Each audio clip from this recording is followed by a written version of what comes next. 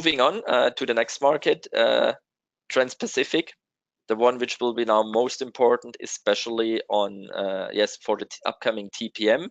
Here you can see that on the TPM, the situation has been quite stable for a lot of carriers throughout the last 12 months. So there has hardly been any movement.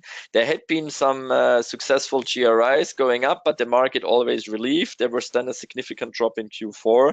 But again, similar to Asia to Europe, the carriers were able to actually consolidate that one as well.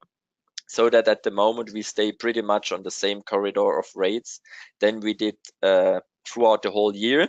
But it will be, of course, and the TPM will show it. So again, the next 2 to 3 months need to be regarded very, very closely, because it will be interesting to see if these kind of upward steps are now the start of a new trend, so that the market is actually going up, or like we had a similar situation last year, then yes, the situation more or less remains on the same stable level, and that we don't see a significant increase. Downward trend, I would say, I don't see immediately at the moment, and some shippers actually try to just extend their contracts. If this will be successful and how the market is reacting, as I said, needs to be regarded closely throughout the next weeks in order to see if these general rate increases which just happened remain on that level, if they remain successful, or if they even further and more general rate increases are now coming in the aftermath of Chinese New Year and before the TPM actually starts.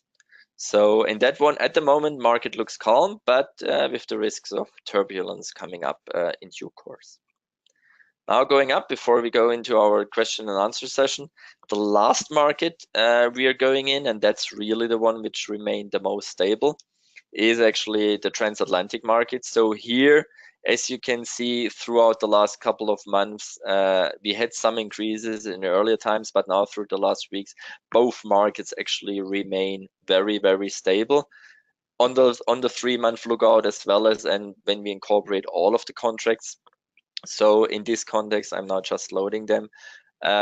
Yes, I would assume that in both cases, the market will remain quite stable. So there shouldn't be that big differences compared to the situation before. We don't see any signals yet. Of course, if something happens on all of the other trades, something can happen here as well. But compared to the volatility, as you can see over here, which we had at the beginning of last year, we don't see anything like that at all. Both short-term market and long-term market really remain flat. And in that context, I would say that this will be most probably, together with the Europe to Asia market, the most constant one. And that's probably also a little bit the situation for this, like if there is at all a kind of a ballpark figure outlook, that the export rates from Europe will most probably remain much more stable than last year, while now probably more the export rates out of China on the Trans-Pacific and towards Europe will be the ones where we will see more volatility again. That's